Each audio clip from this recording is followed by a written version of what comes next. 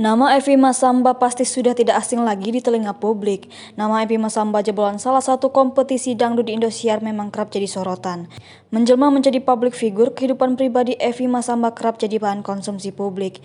Isu perceraian hingga kehidupan rumah tangganya tak pernah jauh dari sorotan. Tak hanya itu saja, belakangan ini semenjak pandemi, Evi Masamba terlihat jarang tampil di layar televisi. Seolah sepi job, Evi Masamba disebut-sebutlah alih profesi. Evi Masamba bahkan dikabarkan telah menjual salah satu mobilnya. Belum selesai soal kabar karir, kini Evi Masamba bawa kabar sedih. Pedangdut Evi Masamba mengalami keguguran saat hamil anak kedua. Melalui Instagram, Evi Masamba sempat membagikan foto tes pack yang menunjukkan garis 2. Namun dalam keterangan foto tersebut, Evi menuliskan pesan kehilangan mendalam. Ia lalu mengabarkan kondisi janinnya yang telah tiada lewat YouTube Evi Masamba TV, Rabu 31 Maret 2021. Benar saja, ternyata Evi mengalami keguguran sebelum ia benar-benar tahu kalau dirinya hamil. Hal itu dikarenakan Evi sempat bermain kuda-kudaan dengan anaknya Meme. Saat dicek ke dokter, ternyata Evi benar hamil.